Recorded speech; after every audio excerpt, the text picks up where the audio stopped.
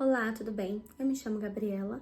No vídeo de hoje eu vou tratar do seguinte assunto: erros ao comprar imóvel de leilão. Bom, tem mais de 2 anos que eu estou aí nesse ramo e compartilho aqui no YouTube as minhas experiências com vocês. Lembrando, eu não sou nenhum expert no assunto, não estou vendendo curso, nada. Como eu falei, eu apenas compartilho as minhas experiências com vocês. Compro um apartamento aqui, aprendo algo e venho compartilhar com vocês. E assim por diante. Já tem mais de um mês, né, que eu estou postando vídeos aqui e eu tenho recebido diversos relatos de iniciantes desse ramo que começam ali a ver cursos, né, ver ali alguns vídeos no YouTube, acha que já tá sabendo de tudo, arremata e se depara com alguns problemas. Então eu vim trazer essa temática para vocês. Antes de já trazer esses erros, eu gostaria de deixar bem claro que o ramo de imóveis de leilão, sem dúvida, é um dos mais atrativos e com lucro certeiro. Certeiro se você fizer a coisa certa, mas também pode ser uma cilada se você não tiver completamente o entendimento do que você está fazendo. Então, eu sempre aconselho, se você está pensando em começar nesse ramo, estuda muito antes de dar o seu primeiro lance, porque da mesma forma que ele pode trazer um lucro muito bom, você pode acabar caindo numa cilada. E quando eu falo isso, é com total propriedade. Recebi alguns relatos de pessoas que arremataram um imóvel que estava muito em vantagem, muito vantajoso, e se depararam com uma dívida altíssima. Outros ali, eles arremataram e eles teriam que esperar a pessoa que estava no imóvel falecer para aquele imóvel realmente ser dele. Então, assim, o leilão é um ramo muito bom, mas se você não estudar, né, não tiver ali um conhecimento bom do assunto, até porque quando a gente fala na compra de imóvel, venda de imóvel, não é algo simples, né? Envolve ali diversas camadas. Então, é necessário você ter um conhecimento. Mas vamos ao que importa. Primeira coisa, o primeiro erro, né, que eu coloquei aqui, é você não entender a modalidade do leilão. Muitas pessoas, elas vão ali... Vamos falar sobre o leilão da Caixa, né? Que foi o único site que eu já arrematei os meus imóveis. Vamos falar do leilão da Caixa hoje. O leilão da Caixa, ele traz ali algumas modalidades de leilão. E muitas pessoas, elas acham que qualquer modalidade, eles vão ser isento de pagar a taxa do leiloeiro. E não funciona bem assim. Algumas modalidades, ela exige sim que você pague ali uma taxa, né, de acordo com o valor do apartamento. Então, não é toda modalidade de leilão que você vai ficar isento. Então, é o primeiro erro. Você tem que saber qual modalidade você vai comprar, se você vai estar isento ou não, né? Porque às vezes você tá apenas com o valor do lance, você não estava contando com esse outro valor. Então, a primeira coisa é você entender as modalidades de leilão. Você precisa estudar as modalidades de leilão. Gabriela, por que você já não explica agora as modalidades de leilão? Isso é assunto para um próximo vídeo. Então, o primeiro erro é não conhecer as modalidades de leilão. Não saber que, dependendo da modalidade que você opte, você precisa pagar uma taxa. Segundo erro, não ler o edital. Como assim, Gabriela? O edital cada leilão, cada imóvel, ele vai ter o seu edital. E quando você não lê, é aí que você pode cair numa cilada. Por quê? O que é o edital? O edital, ele vem trazendo todas as regras, né, daquela arrematação, daquele leilão. Quem que vai ser responsável por pagar tal coisa, o que tem a pagar. E no edital tem palavras que, se você não saber o que significa, se você não ler, você cai numa cilada. Quais são essas palavras? Eu até marquei aqui. Numa propriedade, direito sobre, fração ideal, entre outras pegadinhas. Também é um vídeo tema para um próximo vídeo. Mas vamos falar rapidamente sobre uma. Digamos que lá no seu edital tenha bem assim, numa propriedade. O que é isso? Significa que você vai ter que esperar a pessoa morrer para você ter posse do imóvel. O imóvel vai estar ali no seu nome, toda a documentação, mas a posse mesmo só com o falecimento da pessoa. Então, daí você tira, né, como que é complicado. Então, tem palavras que se você não ficar atento, você tá caindo numa cilada. Próximo erro. As pessoas, elas não estipulam um valor máximo para o lance. Às vezes, você tá querendo arrematar um imóvel, né? Você tá ali super empolgado participando do leilão, e aí você vai dando lance, aí outra pessoa dá um lance, você quer cobrir. E aí, nessa empolgação, você não percebe que o imóvel já não vale mais aquele valor todo que você tá dando ali de lance, né? Então, sempre estipule um valor para aquele imóvel. Gabriela, mas como eu faço isso? Bom, é em cima de outro erro, né? Qual é esse outro erro? É você confiar na avaliação do banco.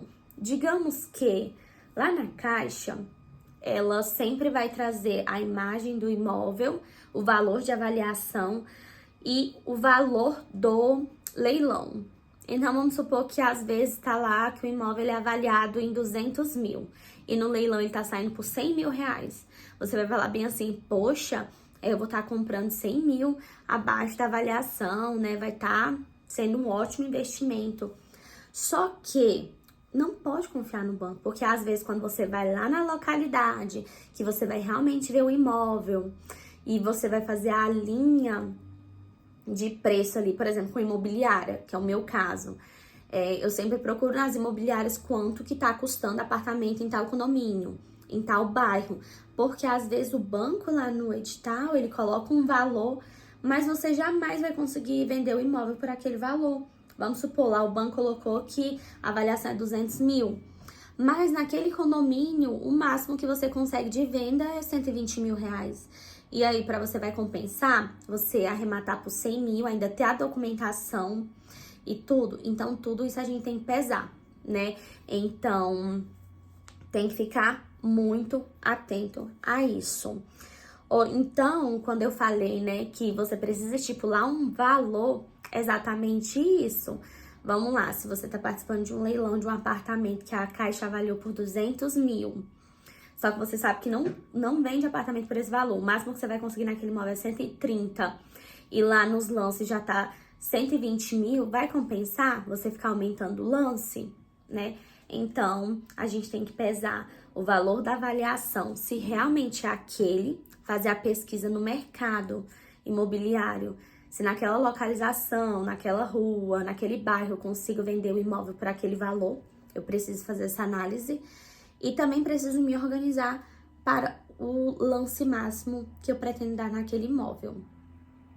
Outra coisa, às vezes os iniciantes eles pensam que eu vou apenas dar o lance e vai ser aquilo. E esquece, na empolgação, esquece dos custos que vem após a arrematação, né? Você arrematou o imóvel em um prazo de até 24 horas, a Caixa ela vai estar emitindo ali o boleto para pagamento no caso de compra à vista. Porque alguns imóveis, eles permitem um financiamento com apenas 5% de entrada no leilão. Mas até se for 5% de entrada, você vai precisar pagar esse boleto. E pensa que é só isso e pronto, acabou. Não. Depois do pagamento do boleto, de acordo com o valor da arrematação, vem outros custos. Quais são esses custos, Gabriela? Eu anotei aqui de um dos meus imóveis, para vocês verem. Primeira coisa, o leilão, né? O boleto do leilão foi R$ 101.904. Logo em seguida, eu tive que pagar a certidão de matrícula, que ficou R$ 263. Aí eu tive que pagar a escritura. Aqui na minha cidade, ficou R$ 4.200 a escritura. Mas lembrando que esse valor, ele varia, tá, gente?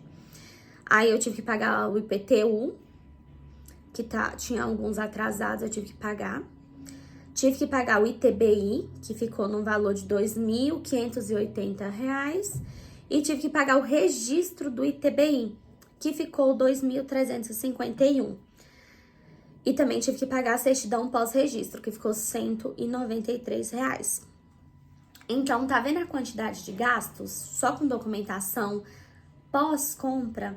Às vezes as pessoas elas não se organizam financeiramente para isso. Então, se você tá pensando em começar nesse ramo, o primeiro erro que você pode cometer é esse. É apenas guardar o dinheiro do lance e não ter o dinheiro da documentação, tá? Próxima coisa.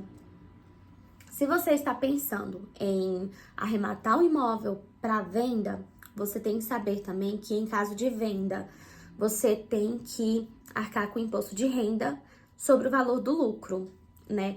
Se você for CPF, não tiver um CNPJ, quanto por cento de imposto de renda eu vou ter que pagar, Gabriela? 15%. E o CNPJ será 6% sobre o lucro presumido, tá? Gabriela, eu sou CPF, eu tenho sim pretensão de comprar um imóvel para venda. Tem alguma forma de eu ficar isento de pagar o imposto de renda? Sim, tem duas formas. Eu até deixei aqui.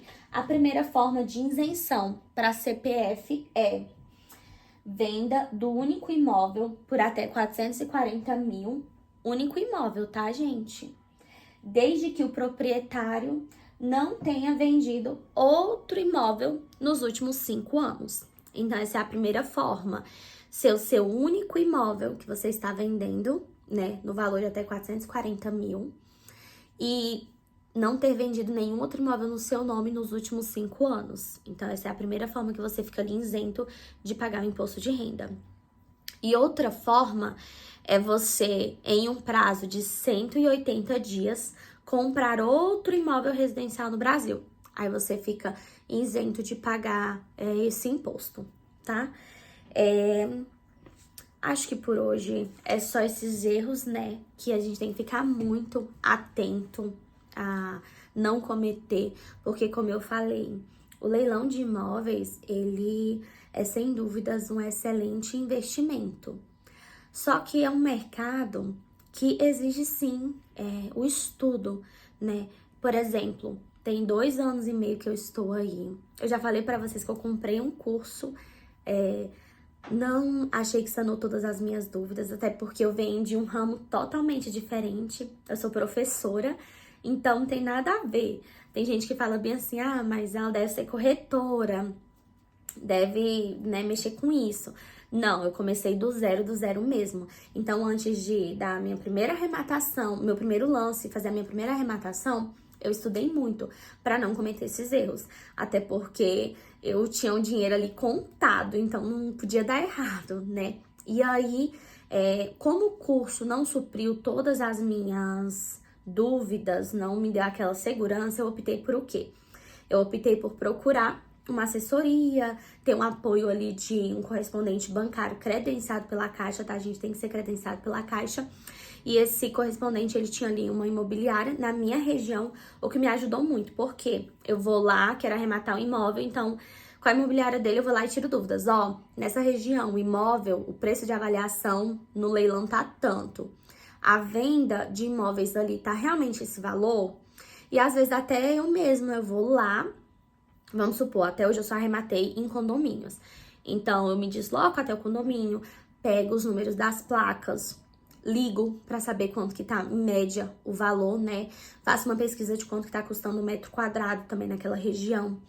Então, cabe você ser curioso. Eu costumo dizer que eu sou muito curiosa, então eu sempre tô ali procurando tudo. Outra coisa também, que eu ia acabando ia esquecendo, mas vou lembrar. No edital, antes, constava se o imóvel ele estava ocupado ou desocupado. E agora não consta mais essa informação, então você tem que ir atrás dessa informação. E você tem que se preparar, porque o que acontece? Uma seguidora aqui do YouTube, ela me relatou que ela entrou em contato com o condomínio falou que aquele apartamento que ela estava interessada não tinha morador, né? Tava ok. E aí ela arrematou o imóvel. Quando foi para ela tomar posse, tudo, que ela levou toda a documentação no condomínio, ela descobriu que tinha esse morador. O morador, ele se recusou a sair do imóvel e aí ela teve que acionar a justiça. Esse imóvel, ele já tá há mais de 1 ano e meio na justiça, ela não conseguiu a desocupação.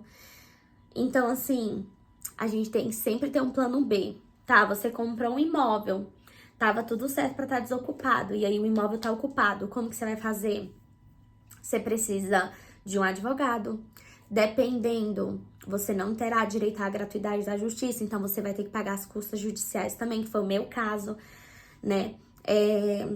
Tem casos em que o juiz, ele dá ali um prazo, que foi igual ao meu caso. Se eu não me engano, agora, o juiz deu 20 dias ou foi 15 dias, não lembro agora ao certo, mas foi um prazo bem curto para moradora desocupar o imóvel.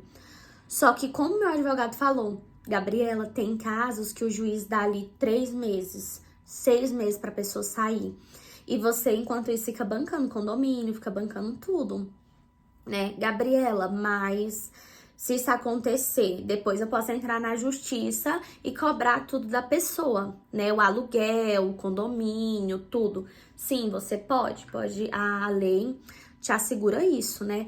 Mas aí é uma outra dor de cabeça, é entrar com outro processo, é pagar outras custas da justiça. Então, tudo você tem que pesar, né? Mas tem tudo pra dar certo. Por exemplo, eu arrematei um imóvel por um preço muito bacana, não tinha morador, não tinha dívidas de condomínio, porque é outro ponto que você tem que se atentar. Se esse imóvel ele tem dívida de PTU, se o imóvel ele tem dívida de condomínio, porque em alguns casos tem edital que a Caixa fala que vai se responsabilizar 100% pelas dívidas do apartamento, que foi o caso desse imóvel que eu comprei. A Caixa se responsabilizou por pagar tudo. Então, eu peguei o imóvel que nunca teve morador, a Caixa pagou todas as despesas e eu vendi ele em menos de 2 meses. Então, foi assim, fantástico, foi uma excelente arrematação. E já tem casos em que a Caixa ela só vai pagar 10% de acordo com o valor do imóvel. Então, é isso, gente. Falei aqui alguns pontos. É um assunto muito extenso, né? Que se a gente for falar, liga uma coisa, liga outra. Mas é isso, espero que vocês tenham gostado. Qualquer dúvida, só deixar aqui nos comentários que eu vou estar respondendo vocês. E logo em breve, tá, gente? Eu vou estar trazendo o vídeo de atualização do apartamento. Aquele apartamento que eu peguei que tava ocupado. E ele já tá, ó, ok. Agora eu só tô esperando mesmo a colocação dos vasos e pronto. E aí eu também vou gravar um vídeo falando quanto que foi tudo, quanto que ficou a reforma e quanto que eu vendi o imóvel, né? Porque ele já tá em processo de anúncio de venda. E como já tem muita gente interessada, acredito que não vai demorar muito a venda. Então é isso, gente. Se você gosta desse tipo de conteúdo, se você quer tirar alguma dúvida sobre leilão, reforma, investimento, só deixar aqui nos comentários. Não deixa de dar o curtir que me ajuda, tá bom, gente? Se possível, compartilha aí com aquele colega que tá pensando em investir. E se inscreve no meu canal se você ainda não é inscrito. Tchau, tchau. Até o próximo vídeo.